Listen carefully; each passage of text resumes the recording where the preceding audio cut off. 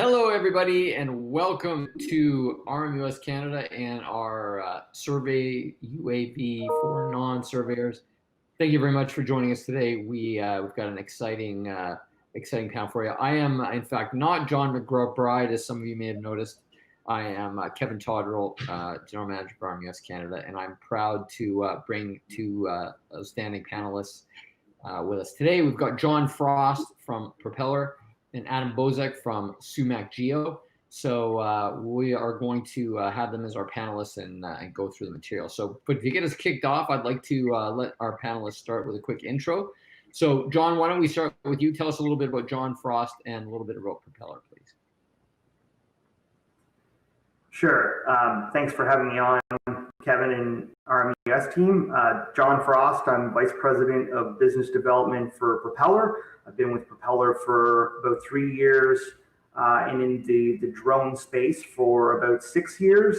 Had a startup that was involved in some of the image analytics that helped turn image data into actual valuable information. Yeah, Propeller is a company focused on value drivers for specific earth-moving industries, so civil construction, mining, aggregates. So we try to help people measure and manage their sites themselves. It's about democratizing that information so that survey managers and people on site can get quick, easy-to-use maps and more advanced analytics should they need to make good business decisions. Fantastic. Thanks, John. And now Adam Bozek from Sumac Geo. Adam? Hello, everybody. As I said, my name is Adam Bozek. I am the GIS and Geomatics Manager for Sumac Geomatics. We're based out of Thunder Bay. And about 7 to 8 years ago, I began building a drone program for Sumac Geomatics. And since then, we've flown all kinds of drone products, ranging from videography to thermal scans. But primarily, our focus has always been around volumetric and topographic surveys for forestry, mining, and engineering companies.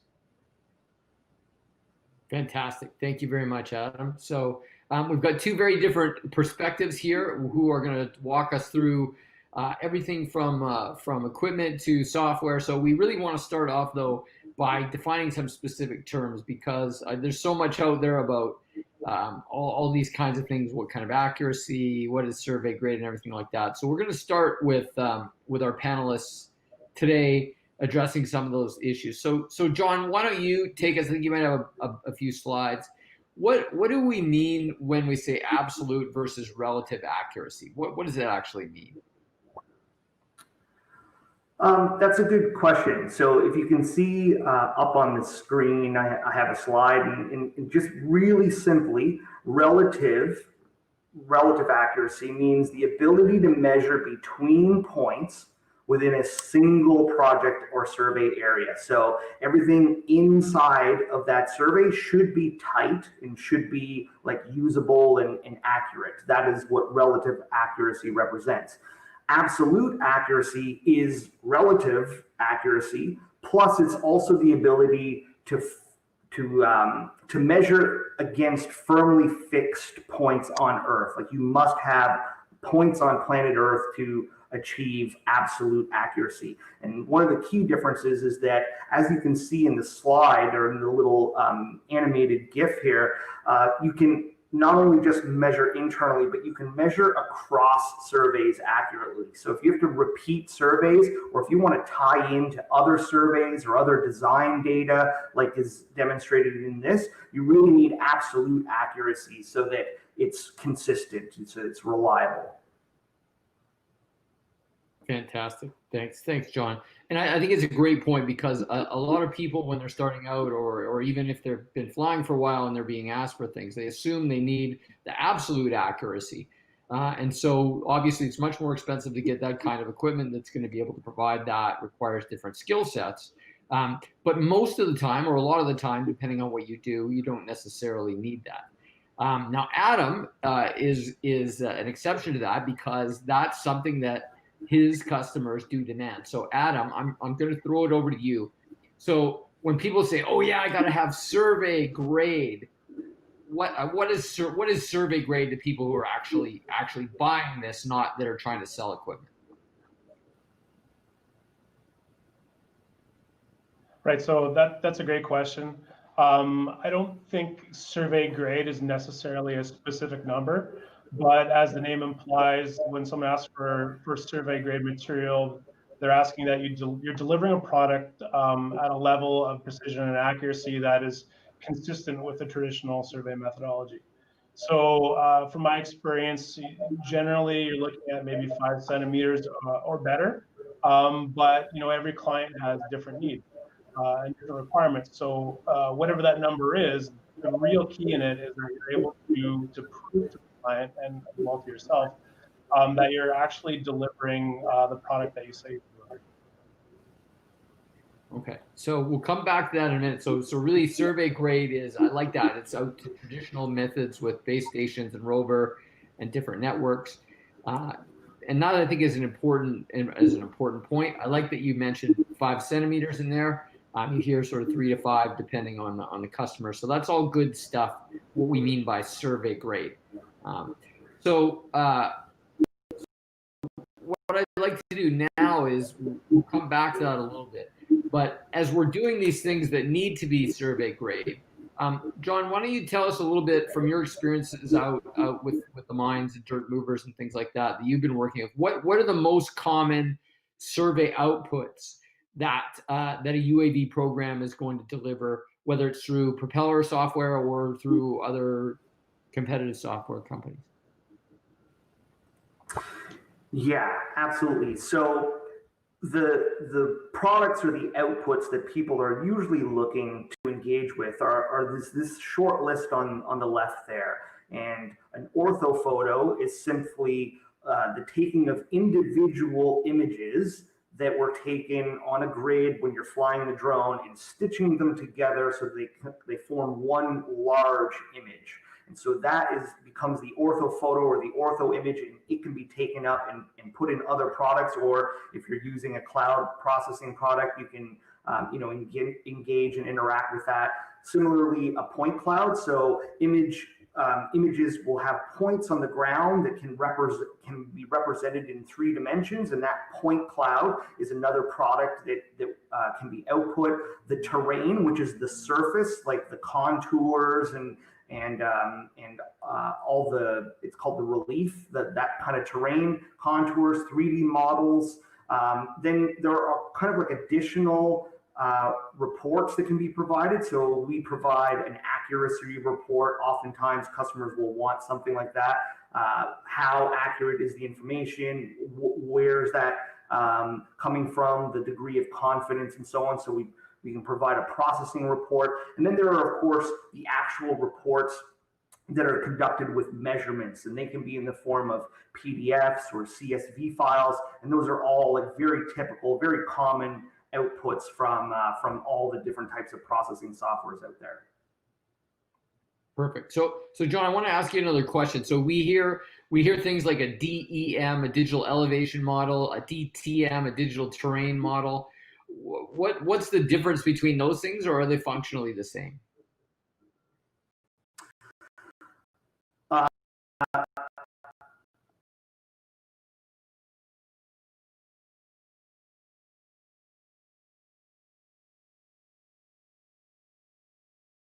Surface and an elevation model is different for that. So you can get a surface model and a terrain model is usually what the output is. And most people are looking for what does the top of that surface look like, because they need to measure against something that's in the image itself. And so typically you're working with the surface model. The terrain model, from my understanding, is the bare ground underneath that potentially. Like what is the earth underneath the top of the surface? So somehow you have to filter the information, you have to filter the data to get down to the terrain model. But they're both elevation models. They're both demonstrating like the contours of what's going on in that image or what's going on in that little slice of planet Earth. Perfect.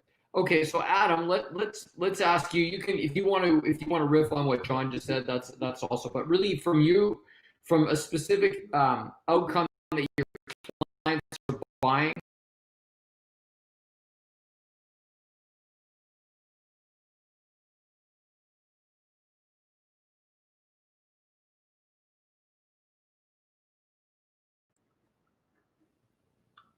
Sure, yeah. So likewise, we generally provide an ortho, a DEM and a DSM contours, and we provide those to our client in whatever format that they require. But additionally, we provide a little bit more on the accuracy of the product that we're providing them. So when we're in the field, of course, we lay out ground control so that we can relate the data to the earth.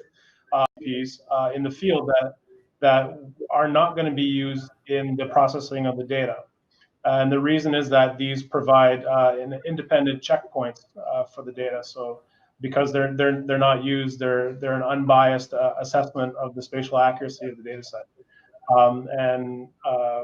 So at the end of the day, we'll provide them a report that tells the client the RMSE, or the root mean square error, of their data set, so that they can use that data with confidence, knowing what the spatial accuracy of it is.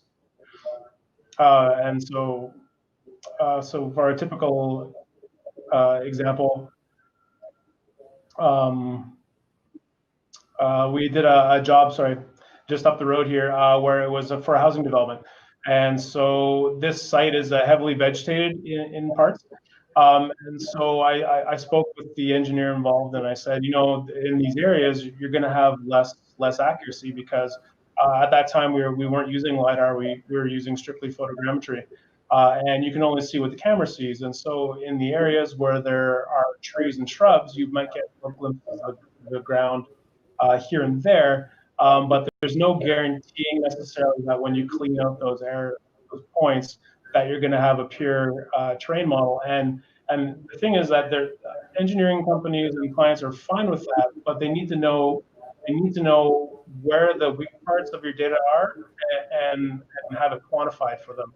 And so for that example, we not only laid out points in the cleared areas of the property, but we also laid them out under forest canopy and under shrub. And so that way we could break down our accuracy assessment for the site based on the cover type, so that they were aware of the various accuracies across the data set, depending on where they were operating.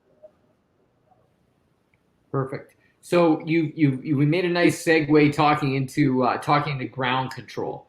So GCPs, ground control. So maybe Adam, before we advance the discussion a little bit, just talk to me about how ground control is traditionally done, and a brief thing on what does it actually do? Sure. So ground control traditionally, well, first of all, what it does is you're going out on your site and you're creating visual markers that have known coordinates on the Earth. So then when you go back to your aerial triangulation, which is the term for processing aerial imagery, when you go back to the aerial triangulation phase, you're actually connecting those photos to the markers that you created on the ground, and you're solving a model, basically. And traditionally what you would do is you would try and lay out enough ground control across the site that you represent kind of a range of elevations and conditions. Of course, you want them to be laid out in open areas, and so they're not blocked by trees or buildings, because you're not always getting a perfectly straight down or nadir view of the targets. And then, like I said, you generally want to put out more ground control points than you need to produce your model as a secondary unbiased quality control check. Perfect. So, so John, I'll kind of pass it over to you. So do you need, we talked about absolute versus relative accuracy. Do ground control points still help you get better relative accuracy, or are they strictly for absolute accuracy? No, they definitely help. So the example I often give is a picnic blanket in the wind. And so if you can imagine that, if you can think about that, there's a picnic blanket on the ground and it's flapping around all over the place because the wind is going underneath it. And so it creates bubbles and warping and so on. And so what ground control does is if you put rocks on all the corners and then some in the middle and so on, like throughout it, it'll help take that picnic blanket and rest it nice across the ground, right? Where if you only stack that ground control in one area, the blanket will still flap in the areas where there's no rocks, right? It's that whole idea of like, we want to tie things to the ground. So even in relative terms, ground control helps build the model as tightly or as real as the images should present on the ground. So it's still important even for relative accuracy, but it doesn't, without the absolute accuracy, you can't take that and kind of go a week later and survey again and get the same results unless you're tying it to planet Earth. So it's doubly important when you need absolute accuracy. Okay, repeatability. I like it. Perfect. So just a quick note. If you have any questions, we're going to try and move through this pretty briskly. But if you have any questions, there'll be a Q&A period at the end. If you have anything that's specifically relevant, and just go ahead and ask in the chat box, and we'll Jace will flag it and let us know. And if it makes sense, we'll answer it right on the spot. So, okay. So now let's go to the $1 million question here. So we equipment sellers are saying, okay, we can do UAV survey grade 3 centimeter accuracy, and we don't need any ground control at all. So I'm going to throw it out to both of your experiences. Can you actually do survey grade accurate models without ground control? John, we'll start with you. I would love to answer yes to that, but in thousands and thousands and thousands of opportunities, the answer really is no. It's potential that you could, if everything went perfectly, get a survey grade result out of using just RTK, without ground control. It's potential. It's possible, but it's still unlikely, and there's nothing to reference. There's nothing that you can point back to afterwards that says, here's our confidence level in this accuracy, because you're just taking the information as it is. So I would say categorically, no, you can't get it without ground control of some form. Now, do you need a lot of ground control? That's a different story, but do you need at least some ground control, some referenceable point on the ground? I would say yes. Okay. Adam, what about you? What are your thoughts? Absolutely. I'm in the same line of thinking. The great example I like to use is we have a new TrueView 410 sensor, which is a combination camera LiDAR system. And it has a very expensive INS system on board. And because of the technology that's packed into this machine, I can effortlessly produce 2.5 centimeter data all day long without any ground control. Having said that, I can't prove it without ground control. And so for my own due diligence and to prove to my client that I'm delivering what I say I'm delivering, even with some of the best equipment on the market, you still need ground control to verify the validity of your data. Okay, good. And that's what we're hearing. Obviously, the holy grail, and there are some $100,000-$200,000 systems that are led. My experience has been, as Adam said, is that the surveyors at your clients don't really buy it. They want to see that some ground control has been included somewhere, just to make them feel safe. So if you've got to do ground control, and then you've got onboard processing and ways that you can increase the absolute accuracy. And so we hear something called RTK, real-time kinetics, and PPK, post-process kinetics.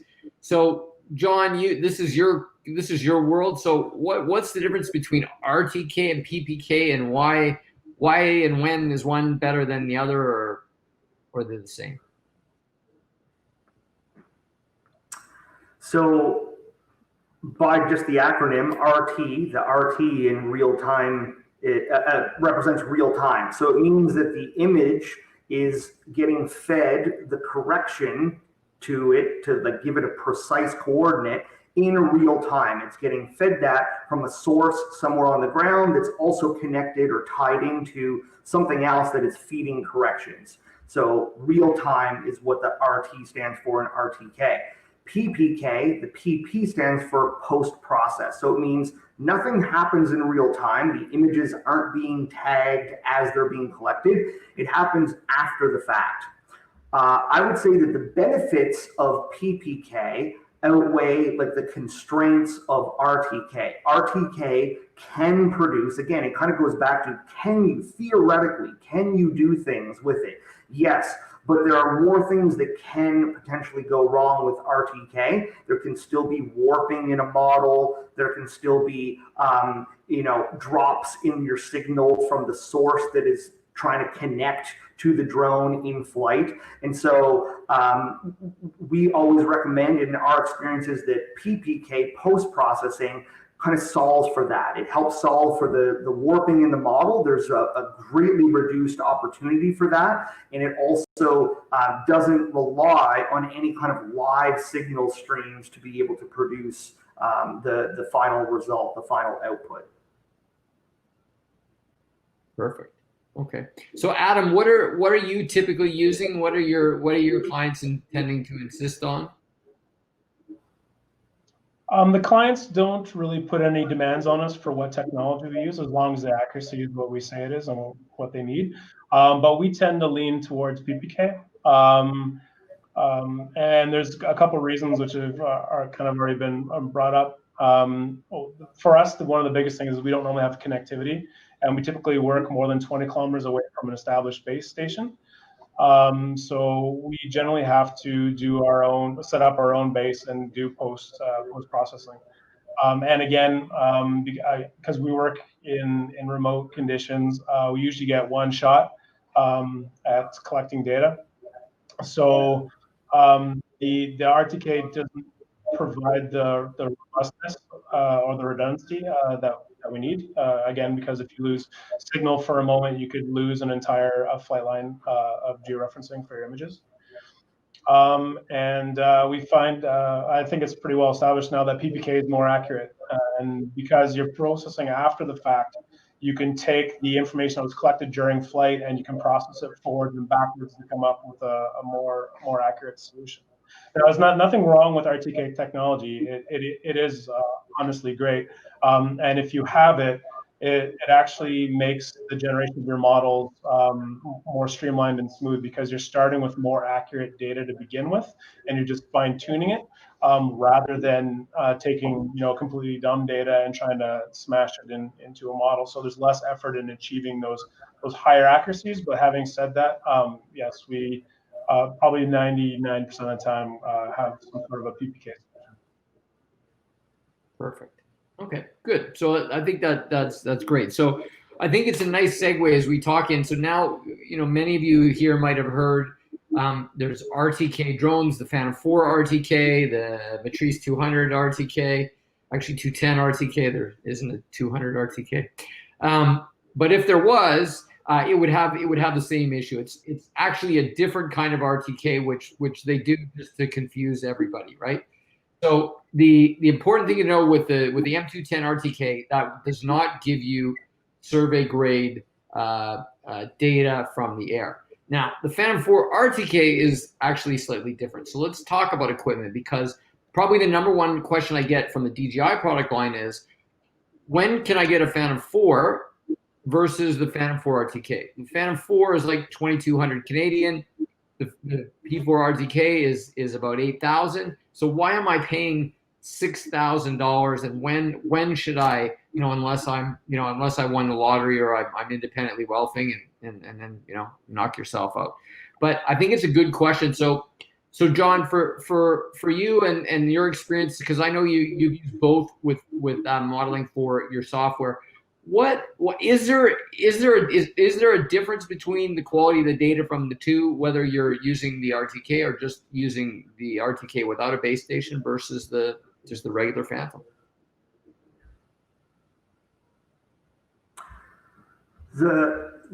Yes, the difference, I think there's a few differences, but one of the differences is the amount of time and effort that it goes into collecting the data. You can actually produce accurate models a number of different ways. You can go and do, actually I'll share the screen for a second, and this might help walk through it a bit. So there's a traditional method where you can go out and survey an active area. You can go out with a base and rover and take points and all along a grid of some sort, and that will produce a model that's topographic and reliable, and that is traditional surveying. It takes time.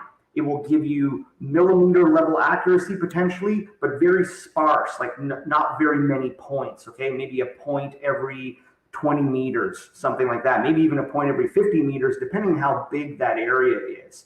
So there's that. That will produce a great result. A regular drone, like non-RTK drone, again, you can get good results. You can get, somewhere in the range of 3 to 5 centimeters if your ground control is really, really dense and tight. More regularly in the, say, 5 to 9 centimeter range when you're using kind of less than full ground control, but it takes considerably longer because you have to go and lay out a lot of ground control. If you see the image on the left, that is kind of like an optimal displacement of ground control all around the edges, some on the inside as well, and well like spaced. Everything should be very well or as evenly spaced as possible, and that takes time. With PPK and the PPK solution that we've kind of cooked down to, we just use one ground control point that acts as the referenceable point, the point that's, the ground control. It acts as the base station for post-processing. So it's not a base station that connects to the drone and feeds it information, but it's the base station that receives the corrections that we then use afterwards. And it also has an advantage of being able to tie into arbitrary coordinate systems, and we won't get into that, but the risk gets much lower and the accuracy goes up and the time goes down. So you can achieve all the same results, or like relatively speaking, in the same ballpark, but some are more risky, some take more time, and so on. That's how I would break it down. And we, like Adam has pointed out, they've chosen PPK because of the redundancy and because of the robustness and so on, and that's certainly where we would encourage like the industry to go. Okay, perfect. So I think it's a great point, and it's important to understand that when you're talking about relative accuracy as well, whether you're building the model in Propeller, PIC, Sagisoft, Skybrowse, whatever you're doing, there's a significant difference in the actual antennas on the P4 RTK versus the P4. That's going to make that data that much more accurate. So that's going to have an effect on your models. One of the things John has always said to me in the past, which I think is right on, is a lot of this really depends on ultimately your time frames and how much you need to go into extreme detail. A lot of applications you don't, and you don't need to invest the 4 hours to do the ground control when you can get appropriate levels of accuracy, particularly relative accuracy, as John said, within that 30 to 60 minutes. Particularly when you're using some of the easy workflow tools like the Propeller Aero points, as opposed to bringing in a survey base station and shooting points. So perfect. So that's the hardware side. The other part, obviously, that's going to have an effect is we have these things, and people, when I go to a show and there's a Hasselblad, it's like 100 megapixel sensor, and everybody oohs and ahs, and there's Sonys with 50, 60 megapixels, and there are some UAV surveyors that you have to have huge megapixels to be able to do an accurate model. So Adam, is that true? Do you really need 50 or 100 megapixels? And if not, what do you need, and what should you be thinking about when you're going to select your sensor? Yeah, absolutely not. You don't need that kind of resolution. Having said that, you also don't want to be flying topographic surveys with a webcam.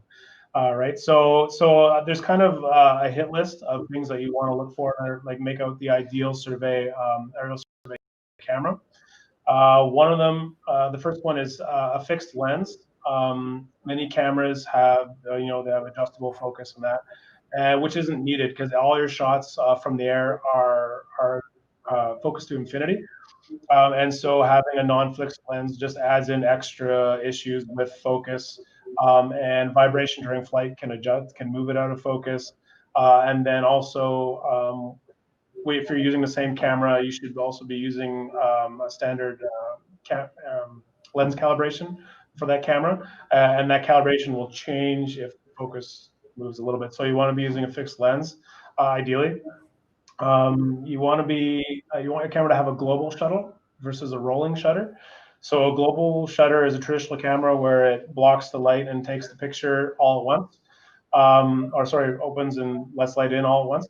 Versus a rolling shutter. Rolling shutter works a little bit more like an LCD TV where it's scanning lines of resolution. So you can imagine as a drone is moving at 5 to 10 meters per second through the air, the drone has moved the camera a considerable distance before the exposure for that one frame is complete, so you can get warping due to that. Another technological point to look for is mid-exposure pulse.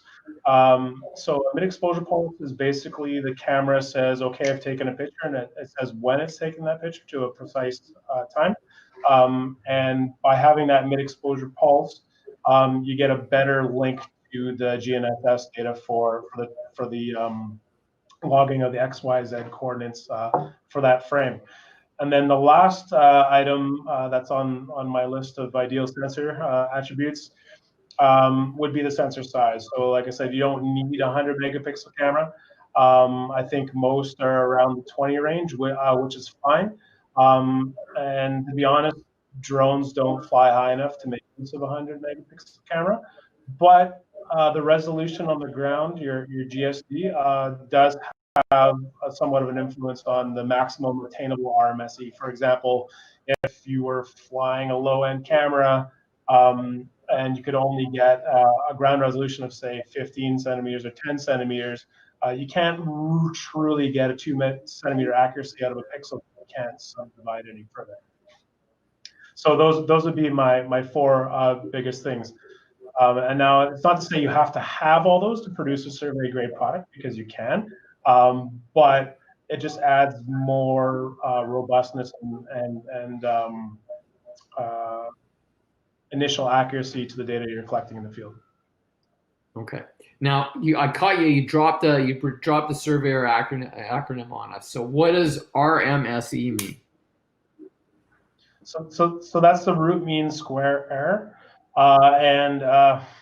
If you think back to doing linear statistics, it's basically a measurement of your modeled position versus a measured position, and that's all it is. So I talked earlier about collecting checkpoints. So that would be 10 ground control points where I'm locating them on the imagery like I would for a ground control point, but I'm not using them to produce the model. And then I'm taking that finished model or ortho that has those targets in it that I've located but not used to process, and they're measuring how far off those points are to reality. And then that's your root mean square error. Okay, there you go. So that's the Survey 201 stuff. But if you want to impress your friends, you can drop that on people. So thanks, Adam. So we'll kind of segue. I'm going to summarize the hardware, and we'll segue into software a little bit. The big thing with the hardware is you just have to have a good enough setup. And then figure out how you're going to use ground control, whether it's something simple like the Propeller Aero points, or you're going to work with a survey crew to actually shoot live points if you need absolute accuracy. If you're good with relative, again, you're just now most of the software, whether it's Pix4D, Propeller, they're gonna set GS Pro does it, is going to set an appropriate altitude to give you what Adam mentioned, the ground sampling distance, which is just how much resolution you're getting per pixel, which will affect your accuracy. But once you get to your baseline level there, then we go into the software. So essentially what's happening is your aircraft is doing a flight plan that's appropriate, whether you're doing an ortho, just an overhead, or it'll do a more in-depth and longer flight plan if you're looking to build 3D models because it needs different angles.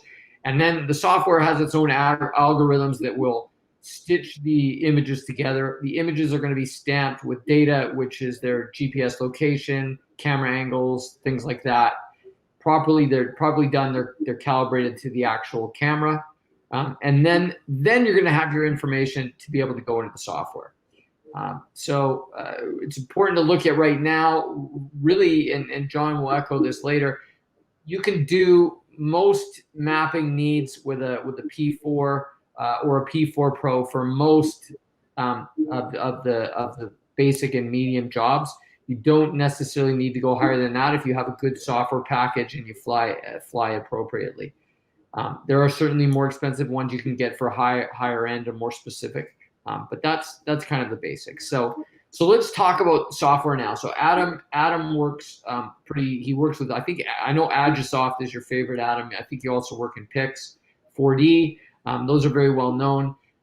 John works with the Propeller software, which is fabulous for his specific application. We work with a company called Skybrowse for rapid 3D models. So they all will work for certain scenarios. But let's ask the question. So John, how much effect and what effect does the software you choose have on your outputs and your workflows?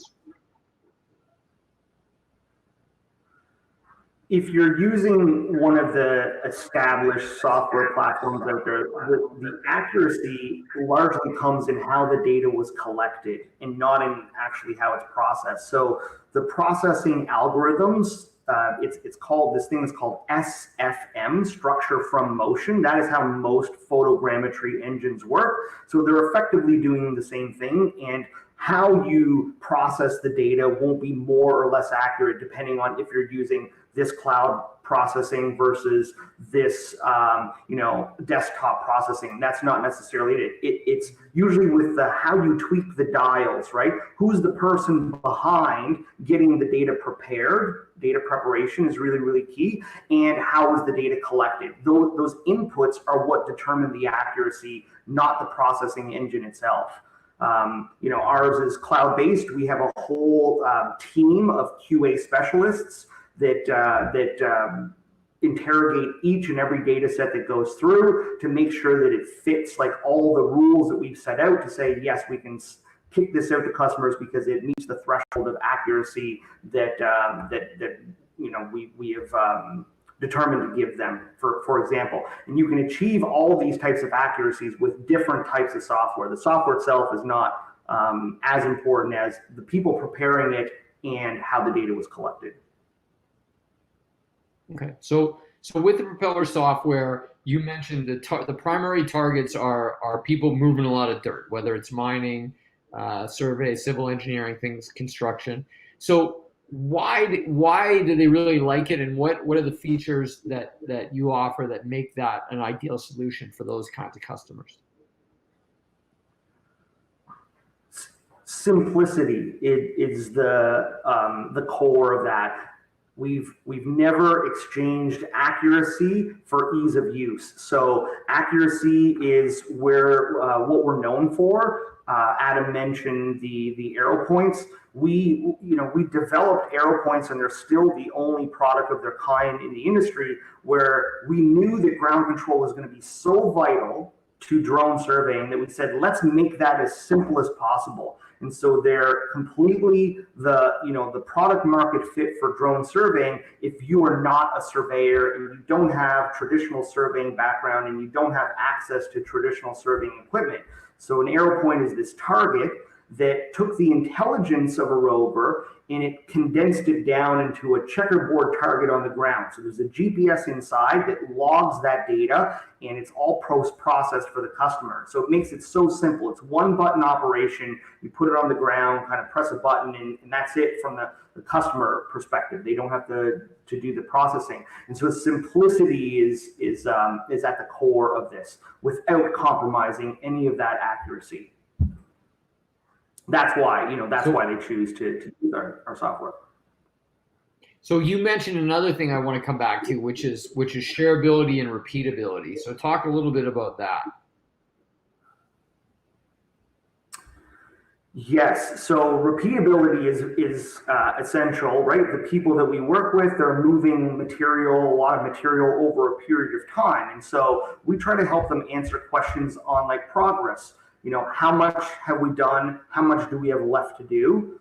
Productivity, how fast are we going, and when will we finish? Like those are some key questions that they want out of their data. And the only way to do that is if you have repeatable, reliable data.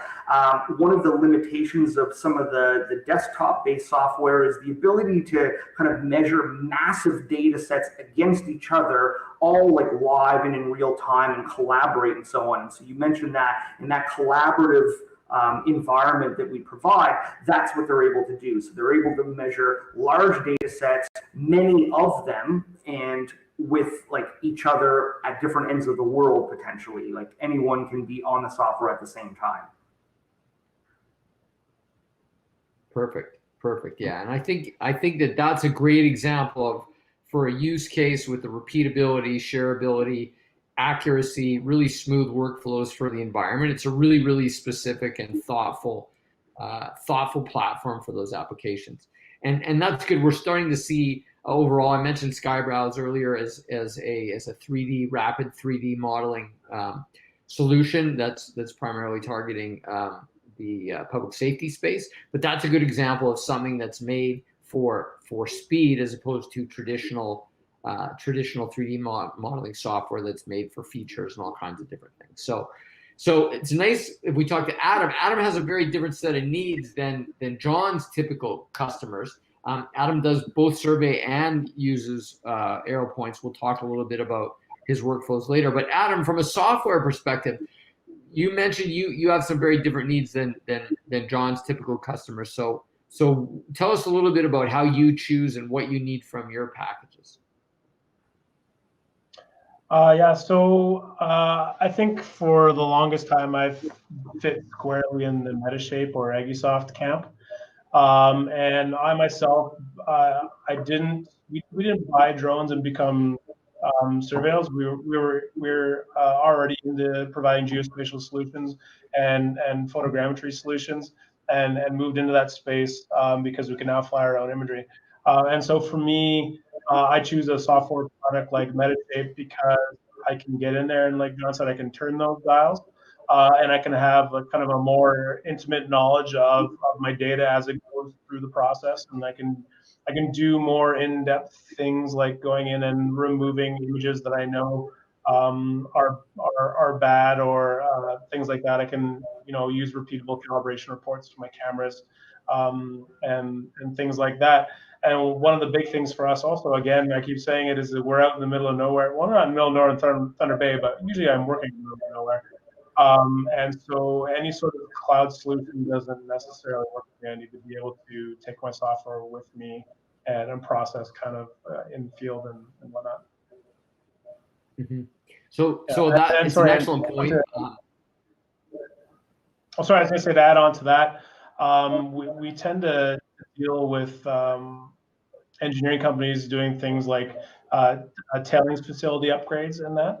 And so if there's anything that we see that's a little bit off in the data, we need to be able to go back and just start digging and make sure that once again, our accuracy is what we promise to deliver. Perfect. So that's an important thing, that you can buy the desktop software, which allows you to process in the field, but it's often quite a bit slower. Whereas the cloud software, as long as you have connectivity, you can process also in the field as well, but you can be limited if you're out in the north there. So just to wrap up before we throw it open to questions. So I want to talk about some basic workflows and how this actually works. So John, I'm going to start with you. So talk to us. You can pick, Corey, whatever your preferred one is. Talk to us about what's the workflow of the UAV team from sort of collection to processing to output. Take us through the process.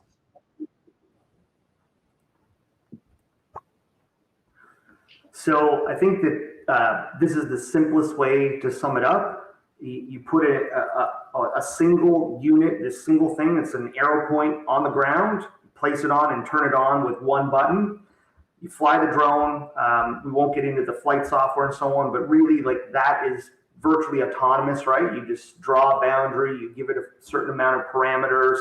Those parameters can all be saved, such as how much you're going to overlap when you're flying, how high you're going to fly, things like that, where your camera is aligned. Once you set those up, it's kind of one button go, and the drone takes off, flies itself, goes and collects, usually on like a lawnmower pattern, like up and down lines, and it'll come and land at your feet when you're done. We then get you to turn the Aero point into a different mode by pressing the button, and that puts it into an upload mode. It will automatically push its data to the cloud. When you get back to an office or you get back to a hotel, wherever it is that you are, you take the images off that drone, and in the terms of this PPK drone, you actually take off like a log file as well. You drag and drop that into the Propeller platform and send that data to the cloud. Within 24 hours, that's our service level agreement, you'll get your data back. It's often much faster than that.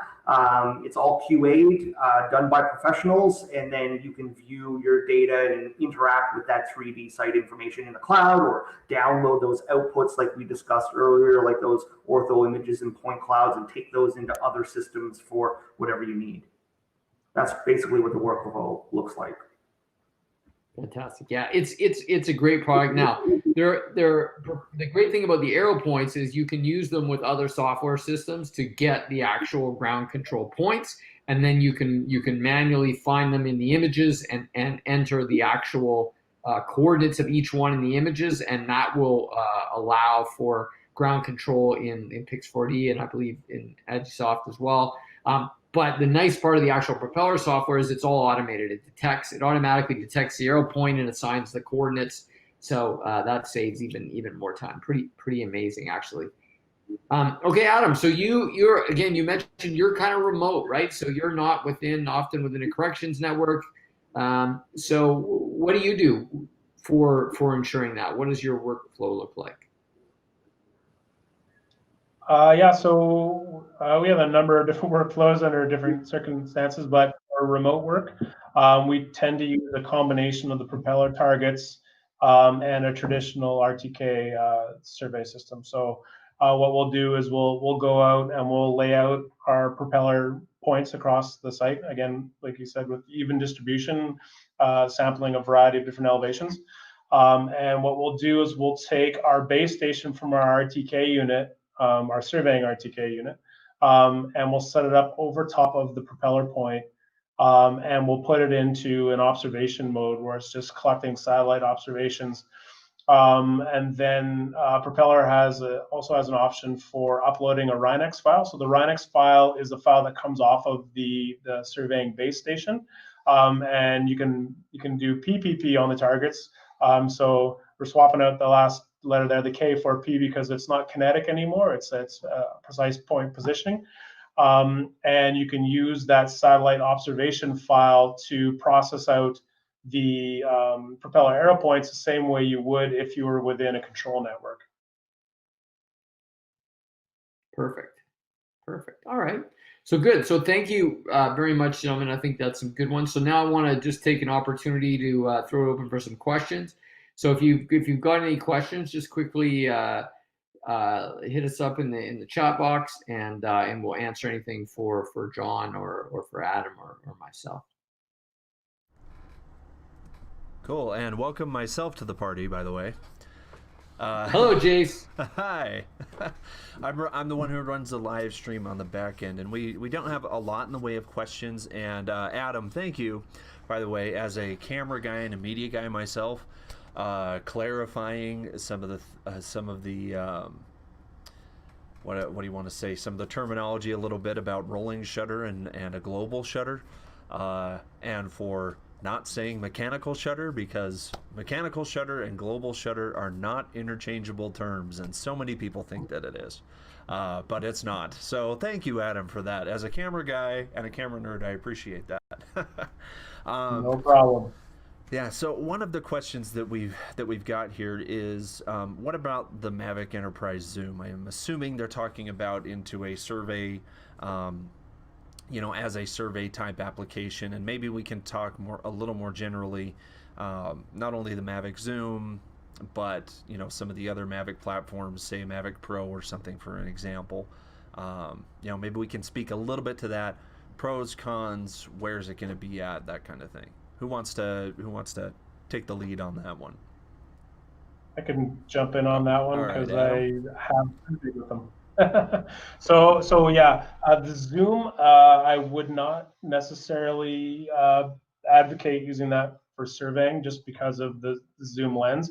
I have, though, however, surveyed with a Pro and a Pro 2. And there are pros and cons for doing so. The pros are obviously it's a very compact unit. It's super weather resistant. Now, it doesn't have like an ingress rating or anything like that, but I've flown that thing in 50-kilometer-an-hour winds, and it still goes. It might stop and go backwards into the wind or against the wind sometimes, but it does fly.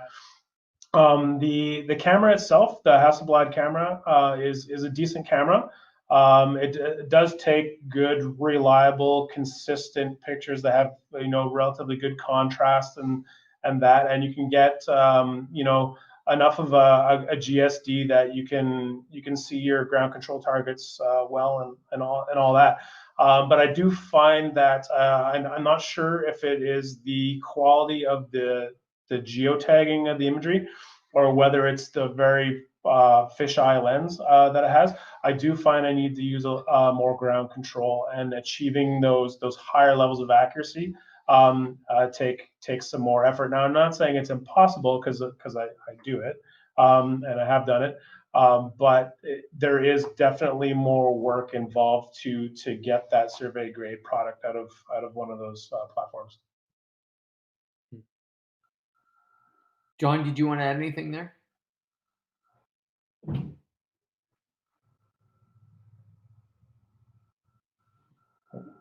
John, we do not have your audio. I think you're muted. Okay, never mind. That's okay. I think I'm back. I would just say not much to add. I would say that we just categorically don't recommend anything with a fisheye lens. And like Adam said, it's like, yes, you can maybe achieve a good product with the Mavic 2 Pro. We've had some customers use that for a few data sets, but we still even don't recommend that. It's just a much rougher ride to get a good product, and there are other products out there that are simpler to achieve that with. Absolutely. So I would add that for mapping you need to be working with the P4 at least, or the P4 RTK, or if you're lucky enough that you actually had the X4S camera, and if you did, hold on to that one. That's a good way to do it. Now I talked a little bit about the Skybrowse product earlier, and I think it's important because I know there's some people on here that are on the public safety space, so they're not necessarily doing accident scenes which requires 3D, or they're doing tactical maps which just need to be done pretty fast. So or the Skybrowse product, and those are a little different. We've seen those done with the Mavic 2 Enterprise. Typically, anything with a zoom camera, local links, it just makes a mess out of maps. The one thing where we've had great success with it, though, is with the Skybrowse product, because the way the Skybrowse product works is it unlike every other software package out there that uses still images to build the models, the Skybrowse package actually uses video. And so it actually works with the Mavic 2 Enterprise Zoom, and it works well. In fact, better than the Mavic 2 Enterprise Dual. So for those of you that are doing quick maps and scene maps, and those are your go-to products, then that's a great opportunity there to actually use them, right? If you want the smallest one, it tends to be what Adam said, which is the Mavic 2 Pro, but it's not optimal. Gotcha. I think that's fairly well-rounded. I think ultimately, kind of something that we touched on a little bit here, if you don't mind my addition, is that for this type of thing, and for the types that we see, and Kevin can speak to this, is that it really is going to depend on your application. What type of surveying are you doing and stuff like that. So if it's the tool you have, I always say the best tool is the tool you have in your pocket, or the best camera is the camera you have in your pocket, which is the phone you have in your pocket typically, right? But So the point is it depends on your application. If you're public safety or something like that, and you're looking to get a quick eyeball in a scene or something like that, I mean, it's not that it can't be done. It's just, is it the ideal solution? And the other part of that is that where you're talking about camera settings and sensors and that kind of thing, is it's educating yourself as far as a camera speed, your shutter speed, and all of your settings, so that you understand those camera concepts, so you collect that quality imagery. That's kind of another portion of that, where rolling shutter comes into play.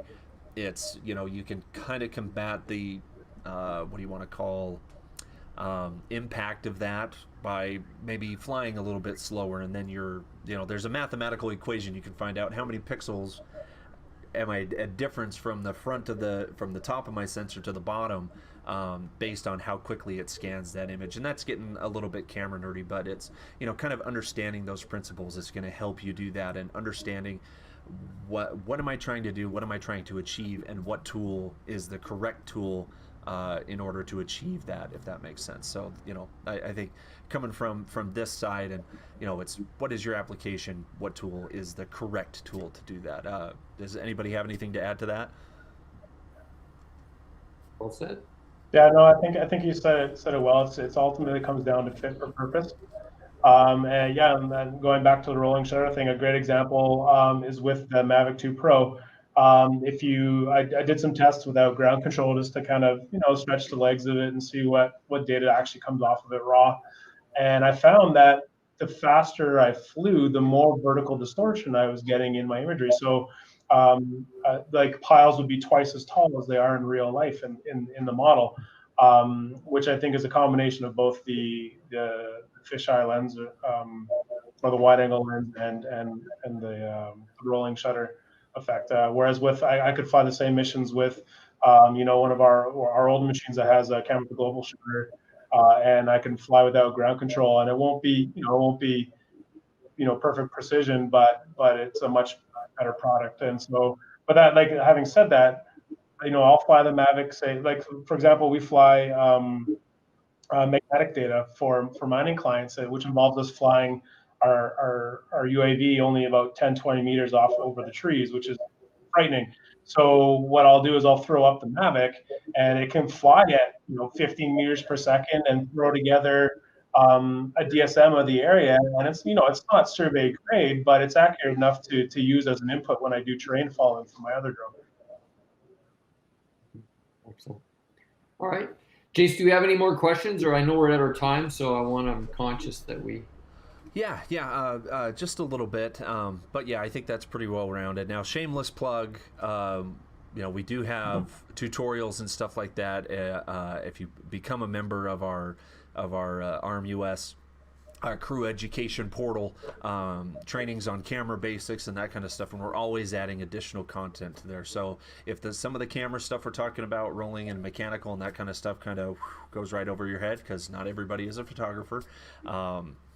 Again, shameless plug, look at our portal, become a member of the portal, get those training videos. That'll help you with some of that. As a follow-up, this is a little bit of a general question. What would be the minimum training needed to be to do a good survey? This is kind of a wide open question. Maybe we can kind of take this in tiers a little bit. I mean, anybody can run a map and generate a map. So I'd call that a tier 1. What would you call a tier 2, tier 3 to that type of effect? John, do you want to take that one? Sure. I think it comes down to how much of the actual processing do you want to do yourself. So Adam's an expert. He's a professional. He's been doing this for a long time, and so he does the processing himself. That takes a lot longer to learn, and so that's going to extend your time. And what is the minimal training needed? Well, it actually gets quite big if you really need to understand photogrammetry and the science behind it. Now, if you want to take the tools and be able to produce good maps, but you don't need that level of expertise in photogrammetry, and again, it's that fit for use. It just depends. If you don't need that expertise, but you just need an accurate map, then that can be much faster. typically for us and our customers, the training time is, a couple of hours to learn how to go collect good data and a couple of hours to learn how to process that data in the platform and then do measurements and so on. We do follow-on training as necessary. But if you're going to learn something like a photogrammetry suite, that could be, hours and hours and hours of time to learn, but you'll be an expert after you're done. Adam, anything to add there? Yeah, I'd say I mostly agree with that. I think of myself, I would maybe lean a little bit more towards a day, but not to get nitpicky. But I think you're right, John. I think to get those initial basics, be able to produce data, absolutely, that's possible for what you said. And then I think after that, a lot of it, again, going back to something else you said earlier, is there's knowledge and experience of knowing what angles are going to add up to produce a bad product at the end of the day. So you start to learn, about lighting conditions and things like that, or like little nuances of drones, because drones, they're automated and they tend to make decisions that make sense. And so there are like those kind of minutia that you kind of learn over time. But I agree with John that to produce a good data set, it takes a couple hours to get the basics and you kind of crunch your first data set. Mm-hmm. Yeah, I would tend to agree. It's practice. You're lucky with a lot of these things. They're most of the systems you're going to be able to do as many models as you want, and so it's just kind of practice with the different equipment. Fortunately, most of the flight is done for you automatically. You're not flying these manually, so that makes life a lot easier, and you do have lots of options. So there are people that are partnering with external people to do the processing and just collecting data. There are people that have their own survey crews or partner with other ones. So there's lots of options there for you. Cool. As maybe our final question here, this is probably really specifically for John, who may or may not be able to answer this question. When are the new Aero points being released?